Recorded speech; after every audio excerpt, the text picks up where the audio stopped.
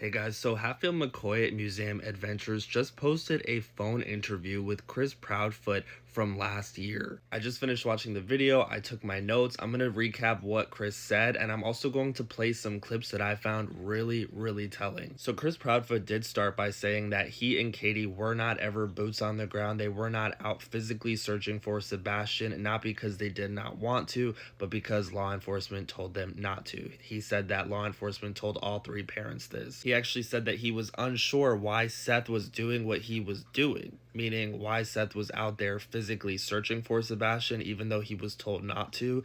And my answer to that would probably be, this is his son.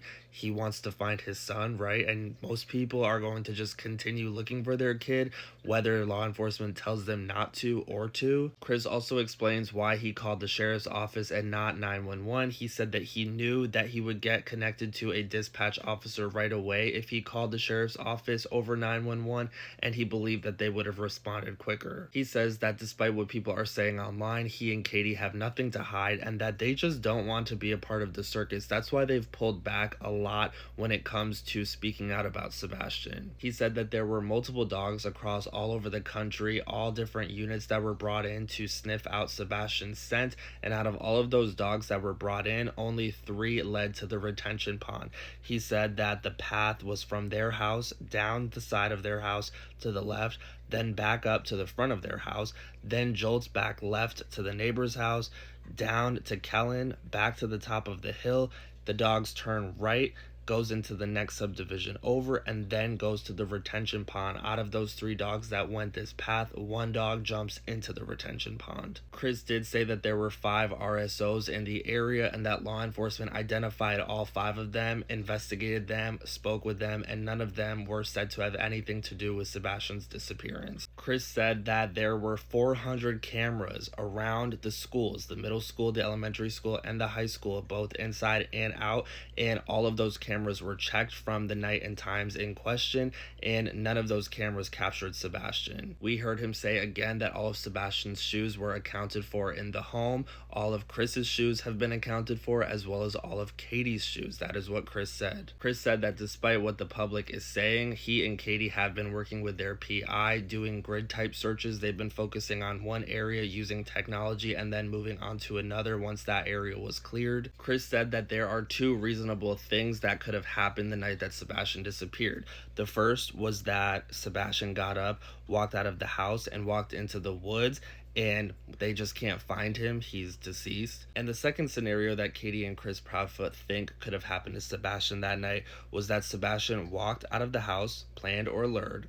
He walked down to Longhole Pike, was picked up in a car, and then headed westbound in that car. Now, something that I found interesting was that Chris said that he knows where the license plate readers are on Long Hollow Pike. He said that that night between 12 o'clock in the morning and 6 o'clock in the morning on February 26th, 76 cars were registered driving on that route. And all of those cars and all of the drivers of those vehicles have apparently been accounted according to what Chris is saying. What hasn't been accounted for, though, Chris says, is all of the people that were traveling westbound from Gallatin to Goodlettsville. The one camera that actually could have picked up on anything driving that route would not have caught anything because it hadn't worked in 3 years. I found it interesting that he said that because his family lives in Gallatin. But yeah, Chris basically said that anybody going westbound down Long Hollow Pike could have picked Sebastian up, went down to I-65, and never been captured by a camera,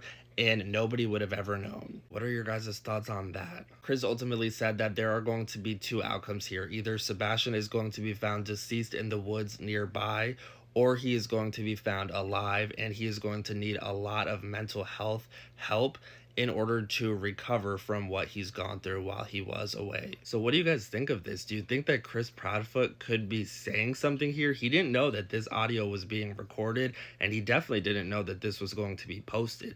Could he have been hinting at something, or could he have been trying to misdirect them? I'm going to play the clip of Chris Proudfoot talking about the license plate reader as well as the highway and the cameras right now, but if you want to hear the full audio, go to the Hatfield and McCoy Museum Adventures YT page and you can listen to the entire thing. I think it's like an hour long. I'm down to, literally, I'm only down to two scenarios here. So the first one is very simple. Okay. Sebastian got up, walked out of the house, walked out in the woods. He's out there somewhere, and we can't find him. Now the second one, Sebastian walked out of the house. Either it was planned or he was lured out of the house, or something triggered him to leave out of the house. Mm-hmm. And walked out of the house. I personally feel he got to Long Hole Pike, and he got picked up in a car, and they headed westbound on Long Hole Pike. Westbound goes to I-65. Now, there's a license plate reader on Long Hole Pike that goes, if you're traveling eastward, so if you're coming from Goodlettsville going toward Gallatin down Long Hole Pike, there's a license plate reader right there. And 76 cars from the hours of midnight to 6 a.m. were registered on that LPR. All of those cars have been accounted for. Now, what has not been accounted for is if you were traveling westbound, so if you were going from Gallatin to Goodlettsville, mm-hmm. the one camera that could have picked anything up was not working. Hadn't been working for 3 years. And that's at Long Hole Pike and New Shackle, right there at the corner by the school.